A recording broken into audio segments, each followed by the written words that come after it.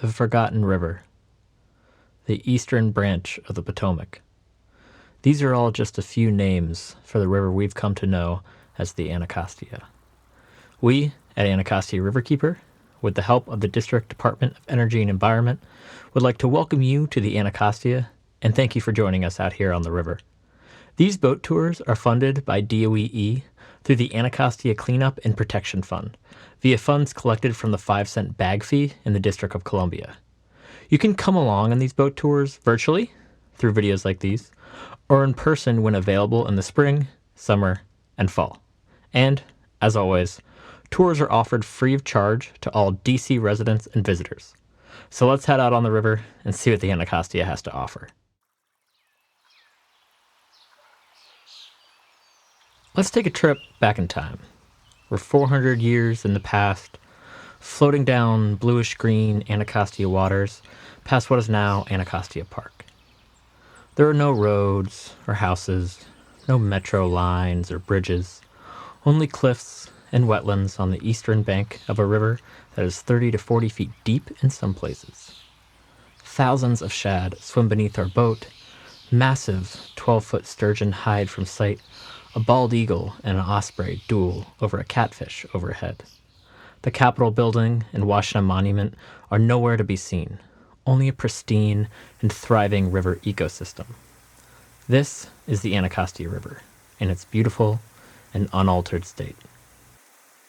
We're now back in present day.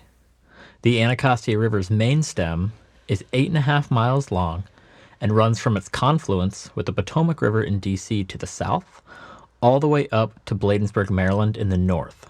The whole watershed, or area of land that drains into the main stem, is 176 square miles and comprises parts of Washington, D.C., Montgomery County, Maryland, and Prince George's County, Maryland.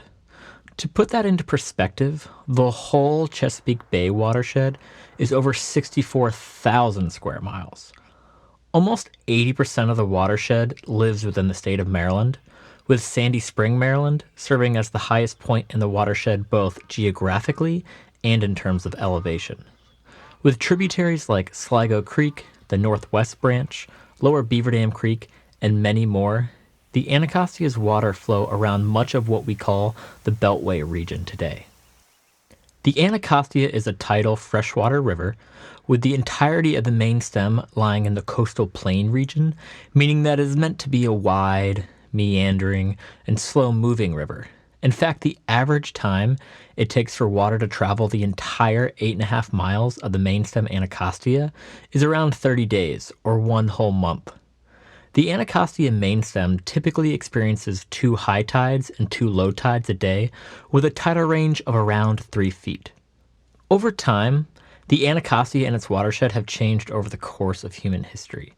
It served as a home and the lifeblood of the local Piscataway people, the first human and indigenous inhabitants of much of the D.C. area, who the Anacostia is named after, and who are still active in the region and in the preservation of the Anacostia itself. The river has seen D.C. grow from a small collection of farms to the nation's capital we know today. The Anacostia has seen war, prosperity, development, and struggles for racial equality in the district. Its history is intertwined with those of presidents, local heroes, civil rights leaders, and people whose tireless effort helped build D.C. into what it is today. The Anacostia's environmental journey is equal parts neglect, displaying the true harm that humans can have on their environment, and redemption, as the recent resurgence of the Anacostia shows that the community effort and strong environmental protection practices can truly save a river at the edge of collapse. We've seen the disappearance of bald eagles due to pollution, as well as the return of our national bird thanks to mitigation efforts on the river. The Anacostia watershed even served as the home of Rachel Carson for a time, author of Silent Spring and the mother of the modern-day environmental movement. As a river, the Anacostia still faces threats from pollution, stormwater, trash, and a host of other environmental dangers.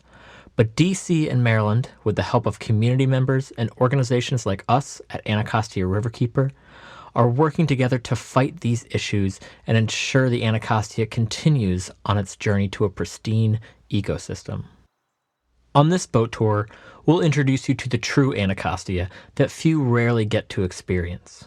We'll explore the whole main stem, from the bustling Navy Yard to the tranquil northern reaches of the Kenilworth Aquatic Gardens. We'll walk through the history of the Anacostia in the region, the environmental threats and issues that have plagued the river for years, efforts currently underway to further clean the river, and maybe see a river otter or two along the way. Now come on, and let's explore the Anacostia, our river, DC's river.